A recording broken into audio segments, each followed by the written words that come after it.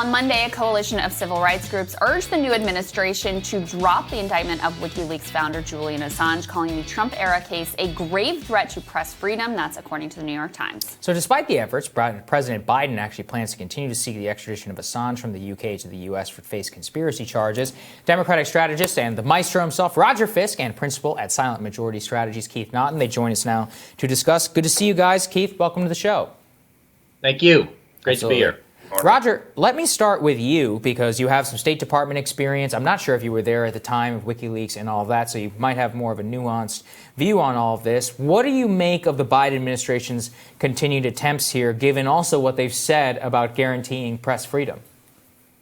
First off, good morning. It's wonderful to be here with Keith, and thank you so much for having me. To be very clear, for the sake of your viewers, I was actually an appointee at Commerce, and a lot of that portfolio obviously overlaps with State. I think the Biden administration essentially has to do this. One can't be surprised if you disseminate tetrabytes of classified information about U.S. military operations that they're going to want to have a conversation with you and probably invite you to U.S. soil for that conversation. If Assange was allowed to do this, then you're essentially setting in motion a precedent whereby people can start to just treat classified material as essentially kind of a buffet.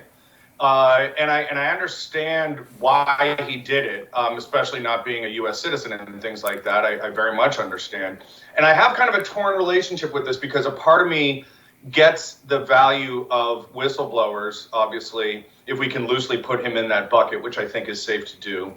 But then at the same time, if the Biden administration were not to pursue that, then that's basically sending a signal that everything is somewhat a la carte and that one's obligations, especially if you look at it through how civilian U.S. government employees could react, that this is just kind of a pick and choose kind of situation and that there may or may not be consequences for doing something like this. So I understand why the Biden administration has to follow through on this. Let me just push you a little bit on this, Roger.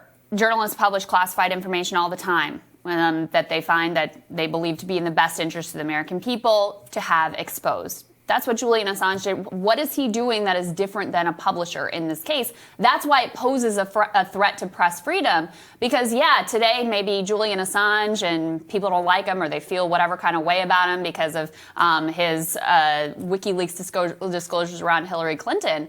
But tomorrow, why couldn't it be, the New York Times or another journalistic outlet publishing classified material and the U.S. federal government coming after them?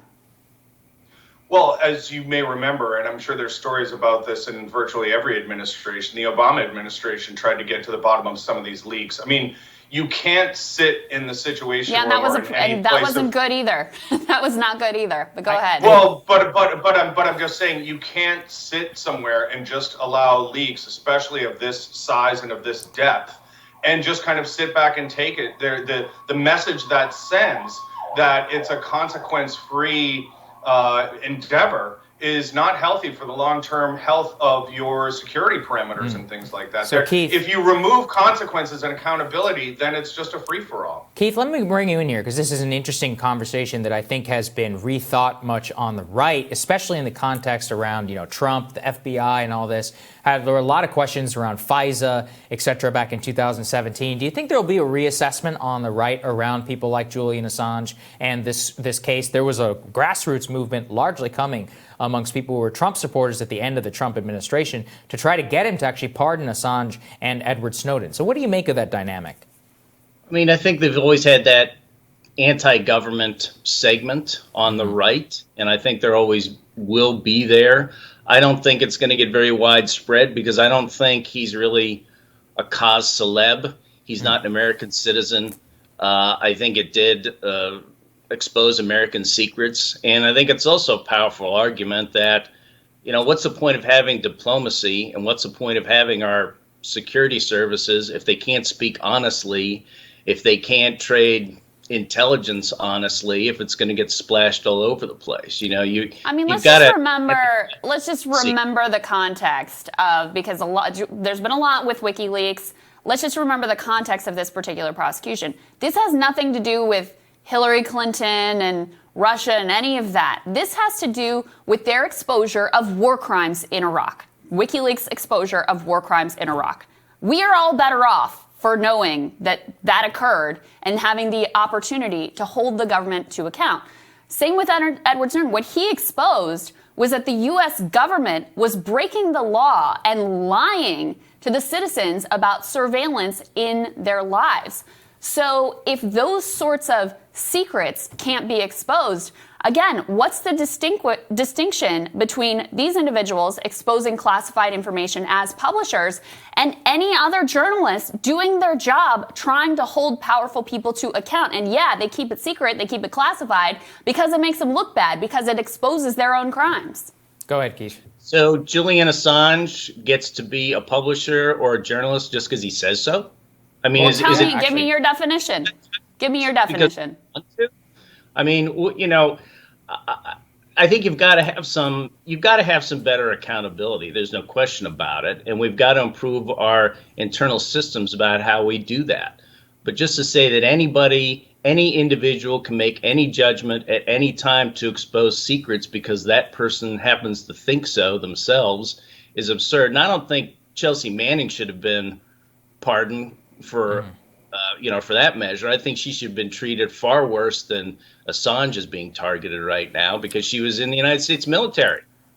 So I think around this discussion, Keith, the real question, what you just posed, is actually the question of the internet age. Because, I mean, that was that thing that was raised in 2007, 2008, when people were like, who are these internet blogs that are exposing, secrets? And in the United States, we have a maximalist view of press freedom. And so that's really what it comes down to. I haven't heard you engage yet with that argument, which is that, look, fundamentally, there are people, and the New York Times has even said this, they're like, if you go after Julian Assange for what he has done in this particular case, they could quite easily do the same thing to our journalists whenever we, talk with our sources in order to expose classified information.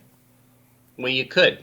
I mean, it's a moving target. You're going to be judging these things on a case-by-case basis, which isn't comfortable because you've got to look at every different context and you may be making a different judgment every time. I mean, there isn't going to be a one-size-fits-all situation. I think what we really need to do is reform our processes within our security establishment to establish better boundaries, to establish more accountability, and to establish what really is and is not classified, what really does need to be kept secret. Well, let me just say from my perspective that I think it is deeply disappointing that the Biden administration is going to continue seeking indictment of Julian Assange, especially after all of the protestations about freedom of the press during the Trump era and all of the hand-wringing of the media about freedom of the press, oftentimes rightfully so. This represents perhaps the gravest threat to freedom of the press, and I hear virtually nothing. Gentlemen, stick with us. We're going to be back with more from our panel right after this.